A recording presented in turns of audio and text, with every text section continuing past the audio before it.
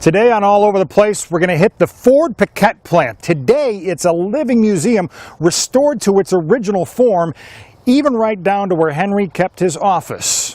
While we're there, we're going to hook up with one of the original car guys in the Motor City, and also one of the original makers of your favorite potato chips.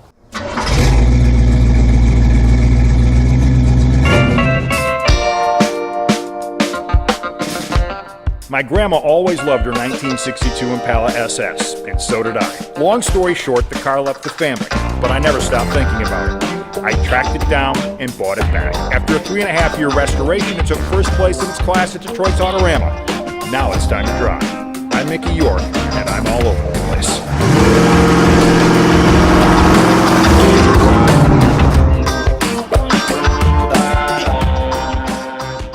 You're in a living part of history right now. This is where Henry made his first $1 million. He was happiest here than any place else in the world because he was able to put the world on wheels from this plant. You can feel the history when you walk through here. Now, you can see it, but you can feel it too, can't you? Yes. It's very much in presence, you know. What is it about these cars and the history of this place that has drawn you to it, and why do you enjoy it so much? Well, I don't know. You have to really ride in one of these cars to realize that his dream was to put the world on wheels. And he wanted to do it at a very economical price. There was a lot of automobile manufacturers and assemblers at the time, but they all wanted big money cars. And he wanted it for the everyday person. And that was his goal. He wanted to make sure that everybody could get a car and drive. People may not realize is that this is a living museum. You can come in here, take tours, learn about it. What will people find when they come through the Piquette plant? Well, they'll find the early history. They have a sample of every car that was built in this building. And then up here in the third level is where Henry developed the Model T, which went from 1908, fall of 1908, through May of 1927.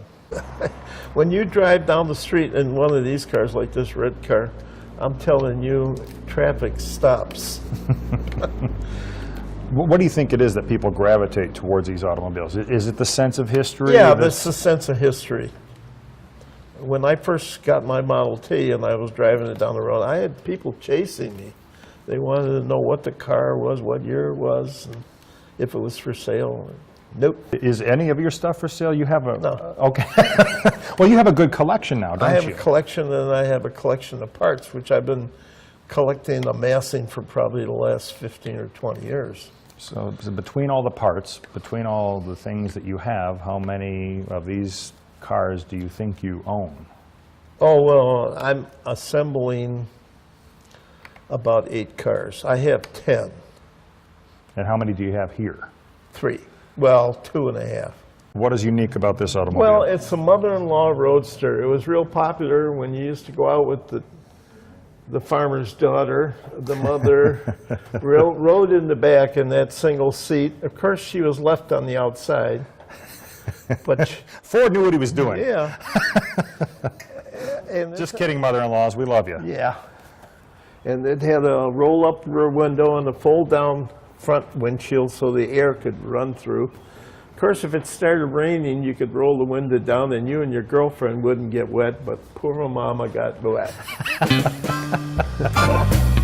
Sam may be a collector and restorer of some of Henry Ford's finest work, but he's a hot rodder at heart and the man responsible for starting the Harper Avenue Cruise. It's still one of the best cruises. It's still going? Yeah, it's still going, and it's the best cruise, and I'll tell you why. Because it's only the last Wednesday of August. It's only from 6 to 9.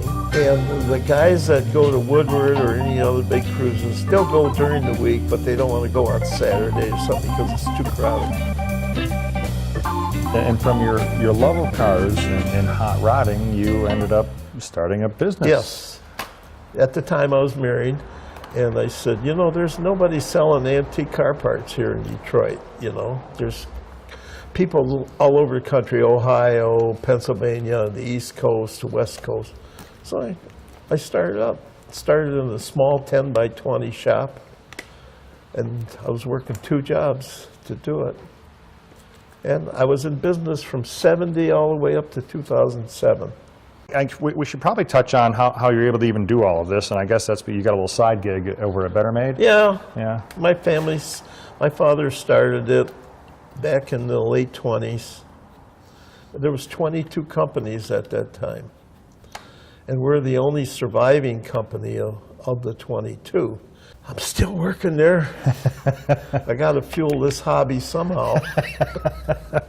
Do you think there is a correlation between a Detroit classic like Better Made and your love of working with Detroit classics like Model Ts Well, and A's? I think that some of the people brought the potato chips to Highland Park in their lunchbox. You know,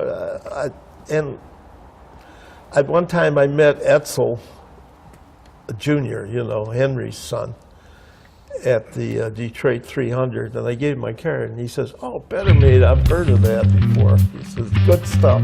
Yeah, it hasn't changed. It's Yeah, always been good. Yeah, we try to keep it the best. With snacks in hand, it was time to hit the road. And thanks to Henry and the Piquette plant for paving the way, we now can be all over the place.